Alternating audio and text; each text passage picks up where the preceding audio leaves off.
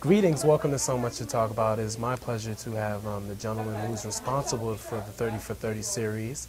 And we just saw June 17th, 1994, directed by Brett Morgan. My pleasure to have Senior Director of ESPN Films, Mr. Mark Durand. Pleasure to have you. Pleasure, thank you very much. Just to correct the record, I'm not solely responsible. There's a group of us at ESPN Films, and it's a pretty smart group. Connor Schell, who is here, is one of the executive producers, and there are several others, John Dahl and some others. So I was just fortunate. There's a small group of us that were assigned, like I got 7 of the 30 films. Wow. We all discussed about the films in general, but then you take the responsibility for particular films because it's a much more consuming job than anybody might imagine. Even though we're not really producing it, we're not really doing it, but still there's an awful lot involved. Organizing everything. A lot of things connected and have to fit together. Name the 7 films that I have. Well, the first one was Muhammad and Larry by Albert Maysles. Yes. Which was the first one? No, it was my first one. The first one was actually Peter Berg's film, King's Ransom. King's Ransom, thank you. Yes, and then Barry Levinson did the band that Wouldn't Die, about the Baltimore band. Mike Tolan did USFL, Small Potatoes, a term that Donald Trump threw at Mike Tolan, USFL. And then Muhammad and Larry, Albert Maysles, Without Bias. Legend of Jimmy Greek was another one that I did in the U. Dan Flores then this spring opened up with Winning Time. It's a killer. Tremendous one. Steve James. Personal memories. Steve James with Allen Iverson's story. No crossover. Silly little game about fantasy baseball. And coming up next week is Two Escobars, which was at Cannes. And it's getting a tremendous amount of attention. That's a really heavy story, amazing story about the Columbia soccer team in 1994. Right.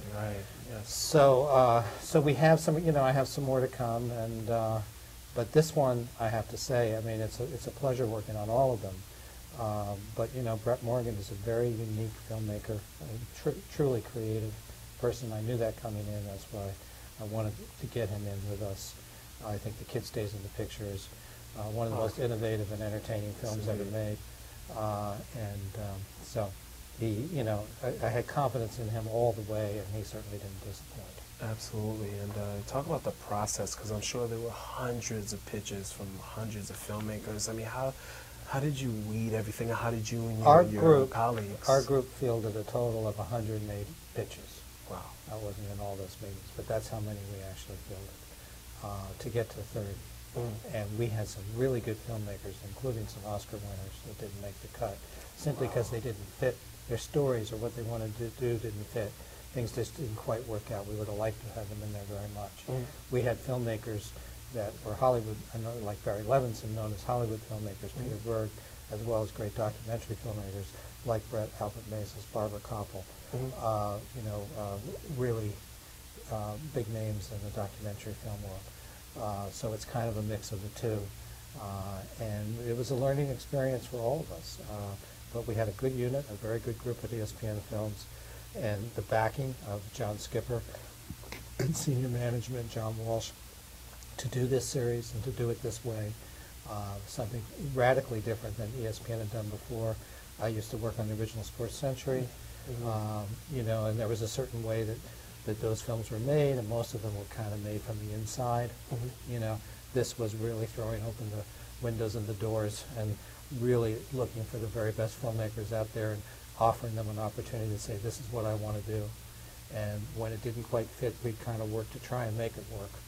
And for the most part, we did. I mean, as I say, there are a few really fine filmmakers that we would have liked to have gotten into the series, and maybe we'll get them later down the road. Now, the subject matter for each of the 30 for 30 films are basically past events, like not current athletes now, am I right? Well, no. I mean, it's the last 30 years in sports, but something happening within the last year could qualify. Okay. And some of these filmmakers do shoot in current time.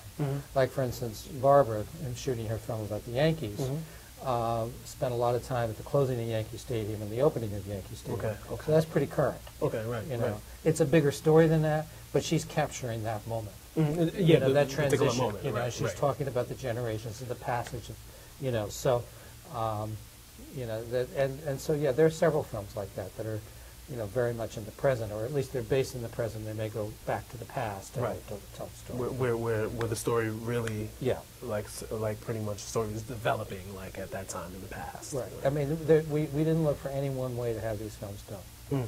You know, and that was very important. We wanted the point of view of the filmmaker to make it personal when it made sense, and quite a lot of them did. Steve James, you know, went back to his hometown, which Alan Iverson was from, to investigate this case when Alan was only a junior in high school, you know, yeah. and ultimately thrown into jail. Yes. You know, and what was that about?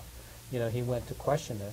You know, as a white man who liked basketball, had that connection. You know, Alan was a little younger, and you know, he had to look at himself as well. He had to look at his own, you know, possible, you know, racist tendencies, unaware that he might have had some racist assumptions. You know, all of this he had to examine, and he does it in a very thorough, but that's that personal touch that really carries you through the story, that really keeps you locked in. Wow. You know, and so that's a very important element, I think, with most of these films, is how personal they can be. I mean, Brett's a perfect case in point. I remember when I saw Kid Stays in the Picture, when Robert Evans said, you know, that he had this fight with Coppola. Coppola that wasn't around to say, no, I didn't say that, or that, you know. It's just Robert Evans telling you how he remembered it and in the way that he wanted to tell it. And yes. But that's the control of the narrator, like a writer, you know, that's point of view. You know, and that's, you know, and that's something that stood out for me when I saw that film. I've seen it in a few other cases. You know, Michael Moore does it, actually. Right. You know, but that's often the films that audiences really get involved with, registered with. That's right. right. Because it's more like a movie. It's more like a real story. There's some control of the narration. That's right. It's autobiographical, and it was funny in the beginning of that film.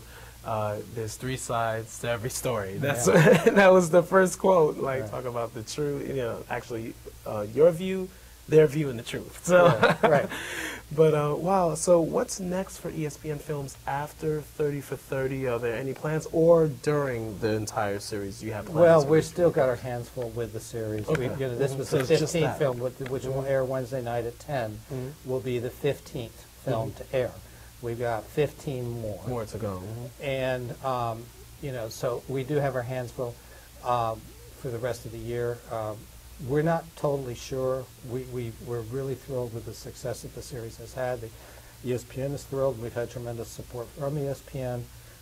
It's really been a success on every measure that we could measure it, you know. But we're not going to do another 30 for 30 series next year, per se.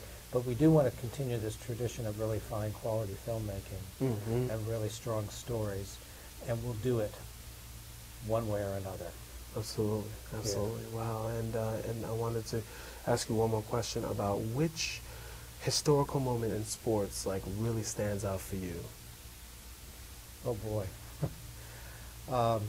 In 1969, when I was in college at NYU, I told all my friends who knew nothing about sports that the New York Mets would beat the Baltimore Orioles in the World Series.